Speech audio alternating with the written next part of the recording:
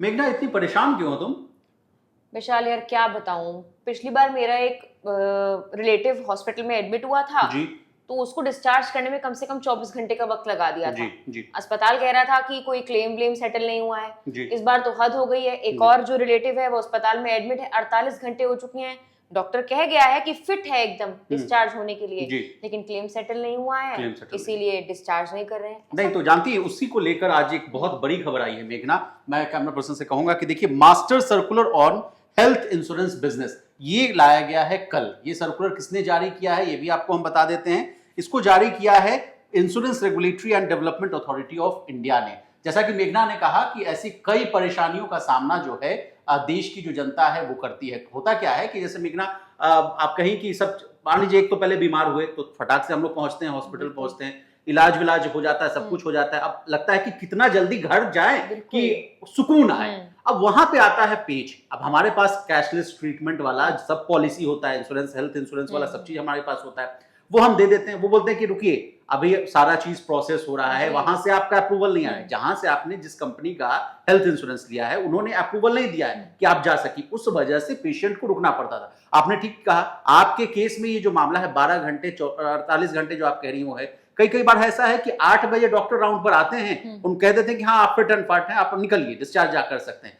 लेकिन डॉक्यूमेंटेशन की वजह से आपको सुबह जो 8 बजे आपको डिस्चार्ज हो जाना चाहिए था, रात हो जाता है मेघना, 7 बज जाता है, 8 बज जाता है, 9 बज जाता है। उसी को लेकर गाइडलाइंस आई है। तो अब मेघना, कुछ मैं प्रमुख बात, जैसा कि मैं आपको फिर से दिखा रहा हूं कि master circular on health insurance business ये लाया गया है इरिडा की तरफ से, इरडाई की तरफ से, माफ कीजिएगा, इरडाई की तरफ से। इसमें देखिए मेघना, 17 पेज का ये सर्कुलर है।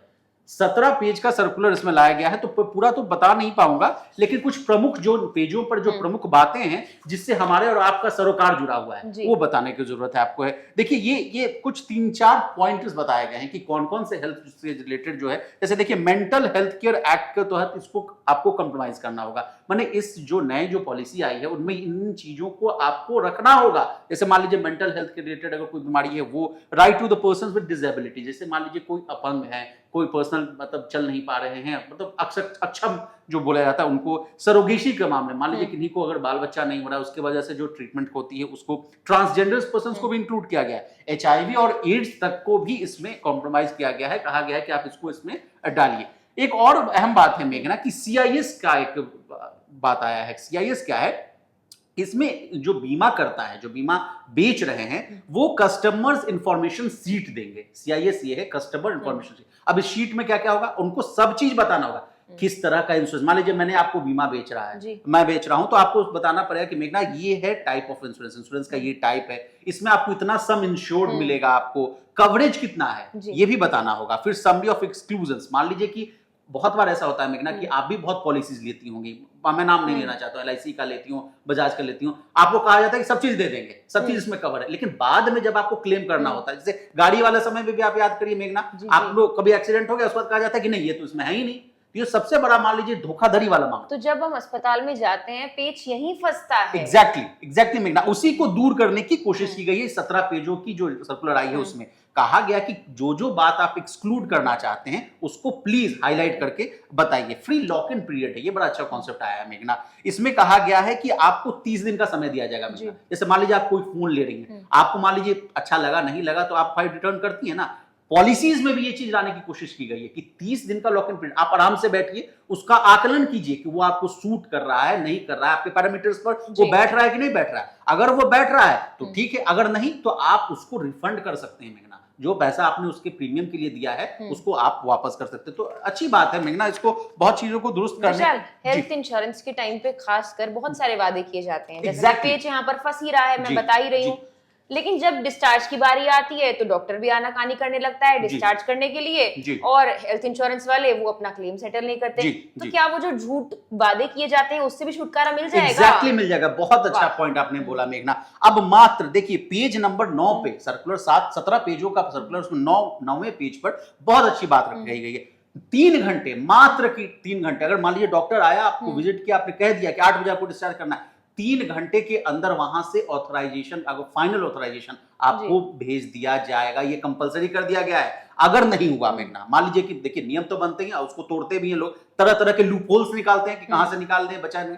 3 घंटे के बाद अगर आपको वेट करना पड़ रहा है मेघना, और उसके बावजूद आपको उसका पैसा देना पड़ा, क्योंकि उसके बाद तो आप वेटिएगा तो कहेगा बेड चार्ज दीजिए, फलना चार्ज दीजिए, जी, बिल्कुल, बिल भी बढ़ जाता है। जी, बिल भी बढ़ जाता है, उसको भी रोकने की कोशिश की गई है। 3 घंटे के बाद अगर आपको जितनी देर आपको बैठ रहे हैं और वो चार्जेस बढ़ रहा है और वो बिल आपको में ऐड किया जा रहा है, उसका पेमेंट भी अब बीमा धारकों को देना पड़ेगा, बीमा इंश्योरेंस कंपनियों को देना पड़ेगा, बीमा धारक को कोई भी पैसा उसका नहीं देना पड़ेगा। तो यहां भी बहुत बड़ी चीजों को कवर करने की कोशिश की गई। अब बात आई है, बहुत ही मार्मिक बात है मेघना, मान लीजिए आप हॉस्पिटल गए और कोई भी हॉस्पिटल गया और वहां उनकी मृत्यु हो जाती है, किसी को अगर पॉलिसी होल्डर्स की मृत्यु हो जाती है तो क्या होगा।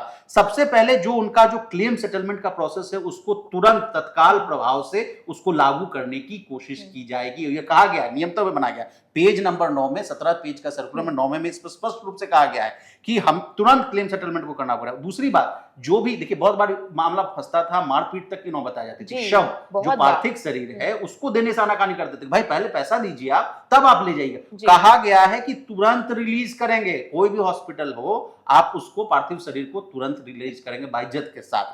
फिर आइए क्लेम सेटलमेंट का, जैसा मैंने आपको बताया कि अगर मान लीजिए ये तो मृत्यु की बात होगी मेघना, अब आइए क्लेम सेटलमेंट पे। मान लीजिए बहुत सारा क्लेम अगर आपने कर दिया है तो उसमें 2-3 गाइडलाइंस आ गई। एक बनाया गया है कमेटी, 3 लोगों की कमेटी बनेगी, 3 लोग रहेंगे उसमें। मान लीजिए आपने कोई क्लेम दिया कि भाई मेरा क्लेम आप दीजिए, उसको फटाक से रिजेक्ट कर दिया जाता था, पहले आपको बताया भी नहीं जाता था कि हाँ भाई ये कारण होकर। अब क्या किया गया है नए नियम में कि क्लेम रिव्यू कमेटी बनेगी, 3 लोग इसमें बैठेंगे और वो जांचेंगे मेघना, वो जांचेंगे कि हाँ आपका क्लेम क्या है। अगर रिजेक्ट करने की कोशिश है, मान लीजिए जरूरत पड़ रही है तो रिजेक्ट करेंगे, नहीं तो ये बहुत बड़ी बात है। जैसे एक लोग के हाथ में रहता मेघना तो मतलब उम्मीद की जाती थी कि विशाल ट्रांसपेरेंसी तो साफ तौर पर लग रहा है कि सर्कुलर से लाने की कोशिश की जा रही है, लेकिन ये लागू कब से होगा? ये 1 जुलाई महीना, कल परसों से 1 जून हो जाएगा, लेकिन 1 महीने के बाद 1 जुलाई 2024 से इस जो नियम है इसको लागू किया जाएगा।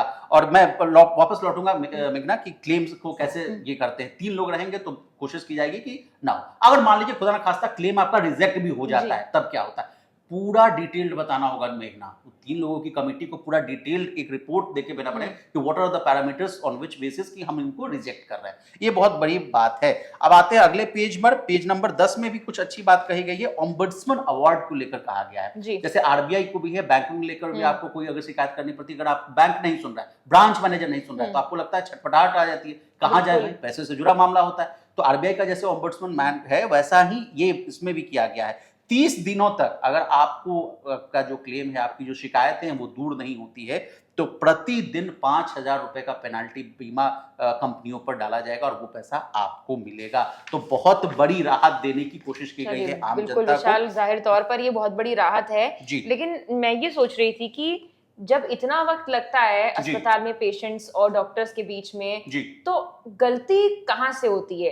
अस्पताल स्टाफ की तरफ से या क्लेम सेटलमेंट करने वाली कंपनी की तरफ से? ये जानती है आप, ये हर बार ये अलग अलग मानदंड होते हैं मेघना, हर बार अलग अलग स्थितियां होती हैं। कई बार ऐसा होता है कि हॉस्पिटल की तरफ से दिक्कतें होती है, कई बार आपके एंड से भी दिक्कत होती है। अब बताइए मेघना, आपने ले लिया, आंख मूंद कर आपने साइन कर दिया, आपको कोई एजेंट आया, हाँ मेघना हम आपको सब चीज दे देंगे, सब चीज, आपने उसको जांचा परखा नहीं और आपने ले लिया, और बाद में जब आपके साथ कोई घटना घटती है, जैसे मैंने गाड़ी का आपको बहुत अच्छा उदाहरण दिया, अब ये तो हेल्थ से रिलेटेड मामला है, अगर आप वहां गई, आपको वो पता चला कि ये चीज तो कवर ही नहीं है, तो भाई आपकी भी तो गलती है ना, वहां पे आपने जांचा परखा नहीं। तो इसका मतलब ये क्लेम धारकों को अवेयर करने के लिए भी सर्कुलर है। एग्जैक्टली, क्लेम धारकों को भी ये करने की, और वो जो भी इस कंपनी को बेच रहे हैं, बीमा इंश्योरेंस कंपनी को, उनको भी स्ट्रीमलाइन करने के लिए, एकरूपता लाने के लिए कोशिश की गई। सबसे बड़ी बात मुझे मेघना इस रिपोर्ट की ये लगी कि जो भी, जैसे आप देखिए कभी भी आप अगर आप ऑनलाइन खरीदने जाती होंगे मेघना, तो आप वहां देखती होंगे कि हाँ भाई क्लेम सेटलमेंट रेशियो किसी का 100% नहीं होता है मेघना, 96%, 98%, 99.9%। कहा गया है सर्कुलर में कि जो क्लेम कैशलेस सर्विसेज जो अगर आप देंगे, पूरा इंश्योर करेंगे कि 100% उसका क्लेम सेटलमेंट रेशियो हो। मतलब अगर देश का 100 लोगों ने आपका ये स्कीम लिया है कैशलेस ट्रीटमेंट वाला, तो 100 लोगों का निपटारा होना चाहिए। It's a must, it's a very big thing मेघना। तो सारी बातों का लगभग कहें समअप करते हैं मेघना, तो 5 पॉइंटर्स में मुझे लग रहा है कि इस सर्कुलर का है। एक तो कि 3 मेंबर कमिटी वाला बात है कि अगर भाई आपके पास कोई भी अगर क्लेम आता है तो इनके थ्रू जाएगा तो होगा, फिर अगर क्लेम रिजेक्ट किया तो पूरा कारण बताना पड़ेगा, फिर मल्टीपल पॉलिसीज अगर आपके पास, मैंने एक और पॉइंट छूट गया, जैसे आपने बजाज का ले लिया, LIC का ले लिया, या किसी और मैक्स बुपा का ले लिया, किसी और भी कंपनीज का ले लिया, मैं नाम नहीं लेना चाहता हूं, और आपको लग रहा है कि अब जब मुझे क्लेम करने की बारी है तो मैं इस पॉलिसी वाले जो है, मान लीजिए मैक्स का मैं लेना चाहता हूं या मैक्स बुपा का लेना चाहता हूं, इसका मैं क्लेम, इससे थ्रू मैं क्लेम सेटलमेंट लेना चाहूँ, तो वो भी ऑप्शन अब आपको मिलेगा। आपके पास ऐसे मल्टीपल ऑप्शन, मल्टीपल पॉलिसी से 5, उसमें से आपको अच्छा लग रहा है कि ये वाला मैं लूं, उससे क्लेम सेटलमेंट करो, तो वो भी फैक्टर हो गया है।